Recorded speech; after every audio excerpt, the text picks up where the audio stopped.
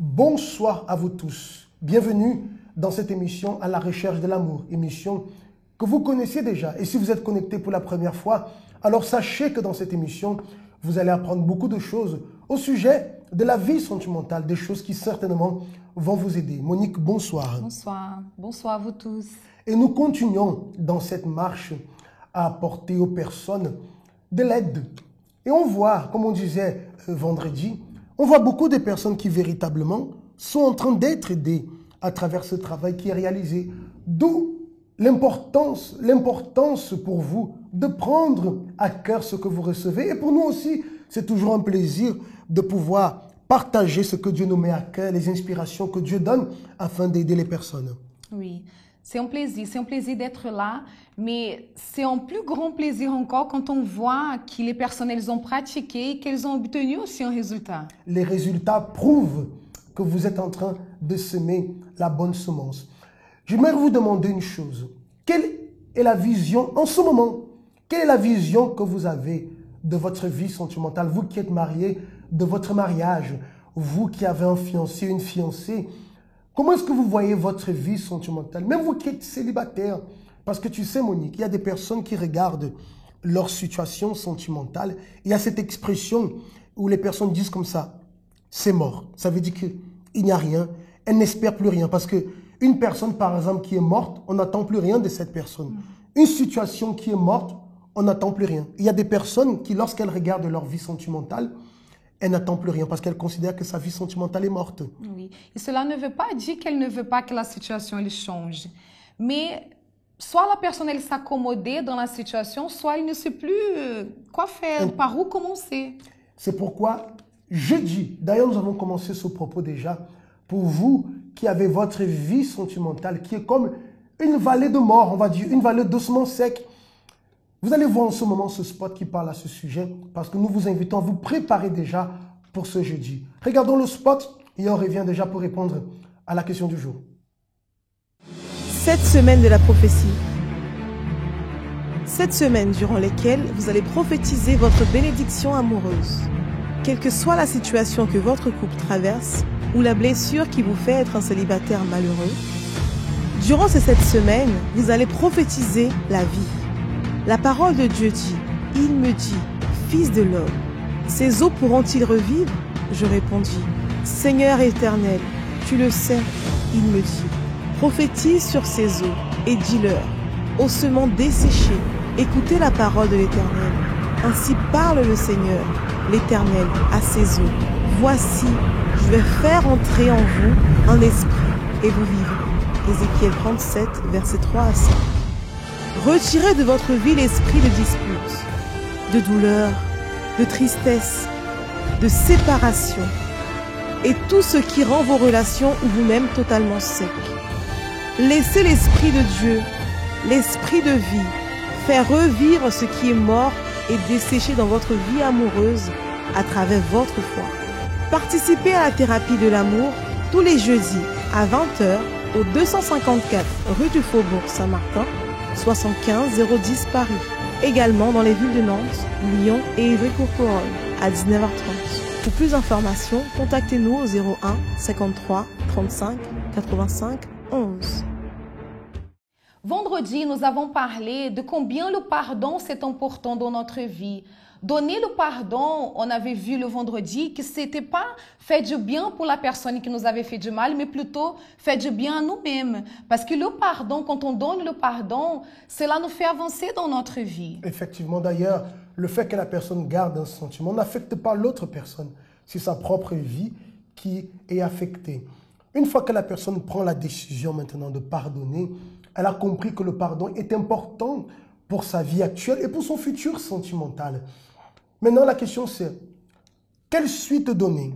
Parce que la personne qui a pardonné a encore des sentiments. Parfois, c'est l'épouse qui a été trahie. Elle a pardonné, mais elle a encore des sentiments pour son mari. Ou vice-versa. Et la question c'est, elle se dit souvent, et c'est ce qu'on va voir aujourd'hui, si tu me permets d'Élie, j'ai pardonné. Dois-je continuer dans cette relation? Il y a des personnes qui ont mis un stand-by. Elle ne sait pas si elle s'arrête, elle ne sait pas si elle continue. Alors, quelle est la suite à donner? La vérité, c'est que, Monique, nous ne pouvons pas décider pour cette personne. Mais il y a des conditions. Oui, il y a deux conditions. La première, c'est la personne qui a été trahie, elle doit analyser la situation, voir si la personne qui est à côté d'elle, s'il y a eu vraiment une repentance sincère de sa part. Parce que dit que je ne veux plus faire la même chose, dit que je veux continuer avec toi, cela ne change rien. Parce que la personne, elle demande pardon, mais le pardon, il doit venir accompagner des attitudes. On dit ça parce que c'est très important. Pourquoi? Pour que la personne qui a été guérie de ses blessures en pardonnant ne soit plus à nouveau blessée par une attitude, je dirais, irresponsable de l'autre personne. Donc, elle a le droit, bien sûr, vous avez le droit de donner une chance à votre mari, de donner une chance à votre épouse, de pouvoir recommencer, ou à votre fiancé, mais d'analyser vraiment, est-ce qu'il a été sincère ou est-ce qu'elle a été sincère? Elle a demandé pardon, on parle souvent de remords. La personne qui a un remords, parce qu'elle a vu qu'elle a blessé l'autre personne, elle se sent un peu, je dirais, coupable, elle vient demander pardon, mais un pardon superficiel. Il n'y a pas un engagement de sa part à dire, plus jamais je ne vais faire cela. Parce que s'il n'y a pas cette décision de la part de cette personne, malheureusement, elle court le risque de retomber dans la même situation. Alors, la décision de donner une suite ou d'arrêter cette relation, elle vous appartient.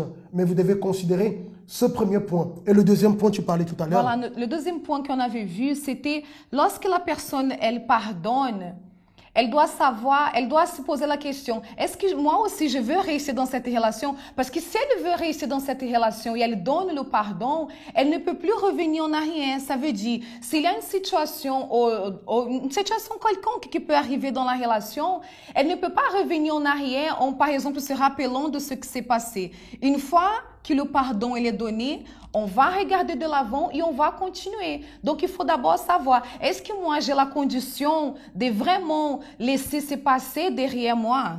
C'est à elle de voir. Donc, il faut analyser, c'est une analyse. Aucune décision ne peut être prise avec précipitation. Chacun analyse sur ces deux points. On a dit le premier point, la repentance sincère de l'autre personne. Et le deuxième point, bien sûr, c'est la personne aussi.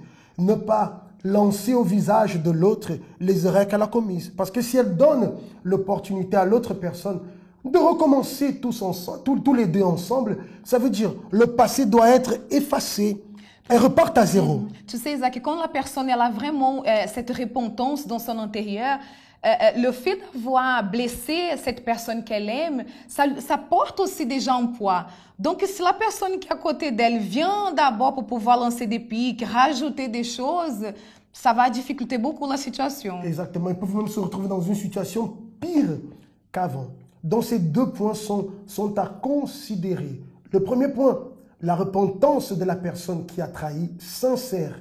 Le deuxième point, la personne qui a été trahie, une fois qu'elle a pardonné, voilà, de pouvoir assumer. On va repartir à zéro, on remet le passé de côté, on part sur de nouvelles attitudes, sans méfiance, mais avec une confiance. Ça, c'est très important, parce que si cela n'existe pas, je me pose la question. Comme on dit, c'est à chaque personne de décider. Je me pose la question, est-ce que ça vaut la peine d'investir?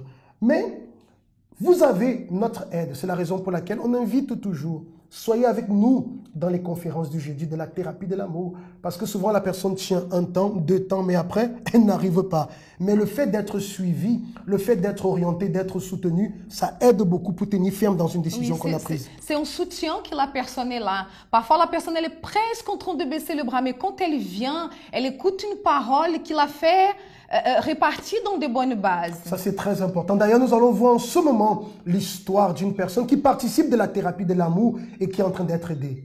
Juste après, on se retrouve pour la suite. Avant de faire la thérapie, de venir à l'église même, j'étais très précipitée dans ma vie amoureuse, même toujours en étant à l'église, sans faire la thérapie, etc. Et avant, je venais à la thérapie, mais je venais un peu en touriste en fait. Je venais de temps en temps et aussi parce que les conditions ne me permettaient pas d'être là tout le temps constamment. Et depuis que je participe régulièrement à la thérapie, en fait, je suis plus définie en fait dans ce que je veux. Je sais que Dieu a des plans pour moi et je suis moins précipitée. Je prends vraiment le temps de travailler, de m'analyser, de travailler sur moi. Je suis pas précipitée en fait à connaître quelqu'un parce que je sais que ça prend du temps. Il faut aussi que je travaille sur moi, qu'il faut que je règle certaines choses. Alors qu'avant je n'admettais pas ça en fait. J'étais en gros précipitée et petit à petit je suis en train d'être modelée en fait à travers la thérapie.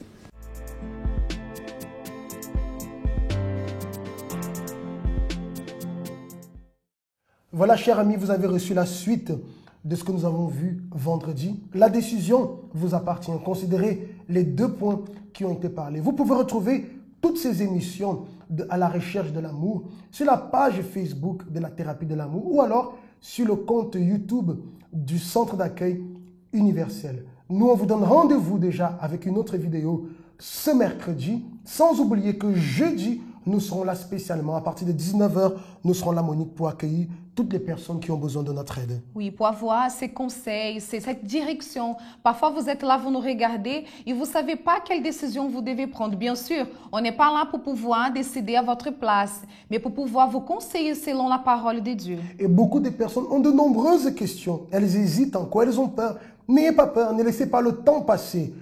Éclaircissez tous les doutes que vous avez. Faites-nous part de vos questions et nous allons vous orienter afin que vous puissiez avancer. Nous vous souhaitons une très bonne soirée et on vous dit alors à très bientôt. Surtout ce jeudi, ne manquez pas, votre vie sentimentale, elle va ressusciter.